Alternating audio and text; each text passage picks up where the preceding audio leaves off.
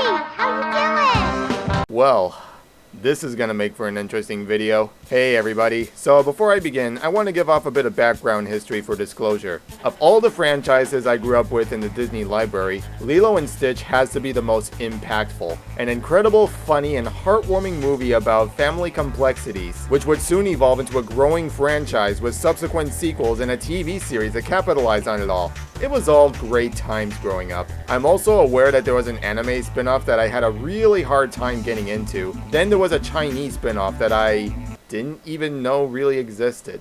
Bottom line, this was one of the many things that would help shape up my childhood, and I'm genuinely glad for it. I would probably dedicate a whole series of future videos to this franchise alone if I could, and I probably will, someday. Today though, I want to pour all my time and focus into the world of video games for a lovable Hawaiian girl in Experiment 626. Of course I knew there would be a handful of these, and I've actually had experience with some of these growing up, one of them being for the Game Boy that I plan to cover in great detail one of these days, and this one for the PlayStation and PC, Lilo and Stitch, or as it's known across the board, Trouble in Paradise. This is going to be an interesting ride, so strap yourselves in. This being your standard movie tie-in game, of course is going to use plot lines and cutscenes straight from the movie itself. This was nothing new back in the day when stuff like this was very common, but what we're here to discuss is how well the game itself holds up. The game starts us off with Lilo being told by Nani to stay put as she has to go to work for a while. Of course, she grows impatient and goes with Stitch to gather pictures for her wall. This being one of the main objectives, by the way. You go through each stage collecting 4 of each special MacGuffin, gather all sorts of fruit, flowers, and coffee mugs for 100% completion, and continue this going from point A to point B. Simple, straightforward, and right to the point. One thing I hear the most about this game is how its gameplay is strikingly, eerily similar to the likes of Crash Bandicoot. And I'm not gonna beat around the bush, the similarities are so on the nose that it's astounding comparing this to Crash himself. Let's start off with how the game is structured. You're going around, running and platforming through linear hallways in a 3D setting, with some occasional 2.5D sprinkled in the mix. Every once in a while there are chase segments where you're running away from something coming towards you. Each level consists of you collecting something required for the game's story progression. Some obstacles include explosives requiring you to detonate them, and perhaps the most damning similarity, Stitch comes equipped with a spin attack, much like the orange marsupial we know and love. Yeah, it becomes fairly obvious what the game was taking notes from, but the real question is, does it all work out in the game's favor? Well, the simple answer would be, kinda? Okay, so getting past the obvious, let's dissect what we have. As expected, you take control of both Lilo and Stitch, going through a series of stages collecting everything the game throws at you, while avoiding hazards and enemies that can hurt you. They play pretty similarly to each other, but both have some key differences in their movesets. For example, Stitch can spew acid breaths and of course spin through obstacles. Furthermore, see the Stitch icon at the bottom left corner? For every coffee mug you pick up in Stitch's levels, this red meter will fill up from bottom to top. Collect enough coffee to hyper up his energy, and pressing triangle will let you roll through just about anything.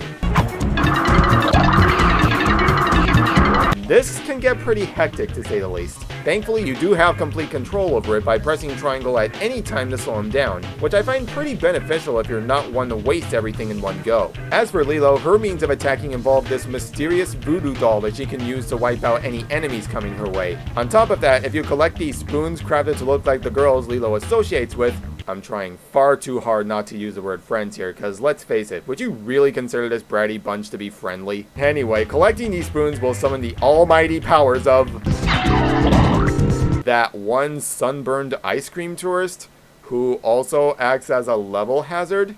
What?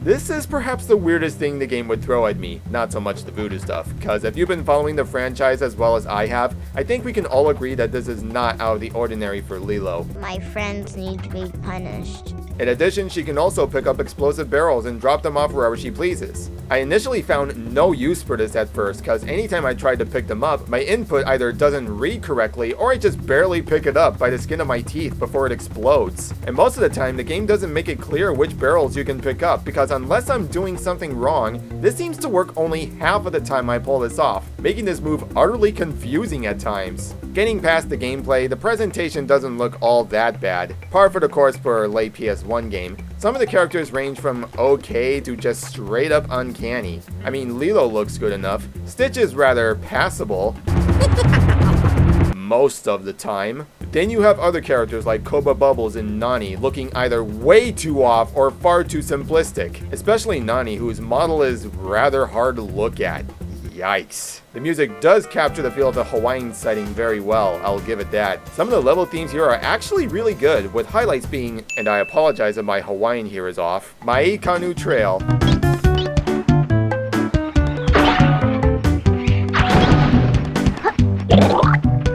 Haleakala Beach,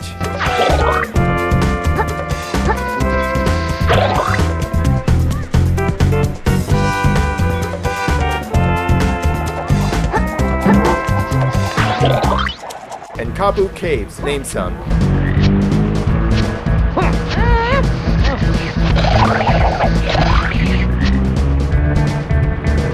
As for the overall structure, the game is split into 3 separate acts, all loosely based on events from the movie. Act 1 has you collecting photos for Lilo's wall, ending with a foot race against the only character in the entire series I cannot tolerate for the life of me. Act 2 is based on the model Citizen part of the movie, where you collect Elvis record to help Stitch Lead by example. All this ending with Stitch being gunned down by Jubba and Pleakley chasing after him. Act 3 has you collecting alien communicators to keep anyone from getting close to Stitch, ending with a pretty short and anticlimactic chase against Gantu. I say this because of the way the level's set up.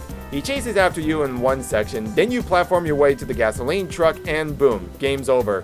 You're done. The game does have boss fights here and there, but I want to go ahead and put a huge asterisk around this point, because these totem monsters over here act more like stage blocks, preventing you from going any further unless you fight them off. And even then, all you really have to do when you encounter these things is clear the way, let them come to you, attack from behind, and repeat this until they're bits and pieces. No real spicing anything up here. They do have more hit points the further you are in the game, but this is really all it boils down to.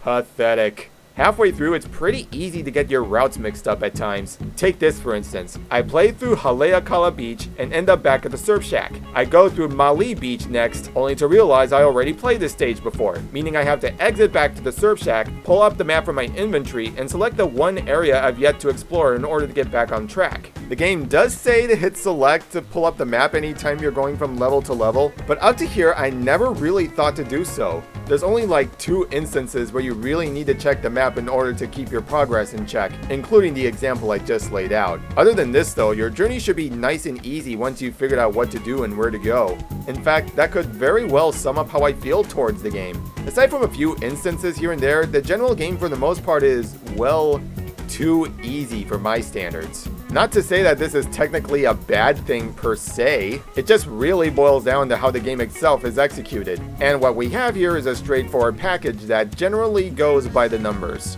They do throw some obstacles at you, like one stage has falling debris, there will be enemies shooting at you at times, and some fragile platforms here and there that break upon touching them, but for the most part the overall game can be a real breeze if you're just skimming through everything. At the end of the day though, what we have here is just another one of your standard movie tie-in games.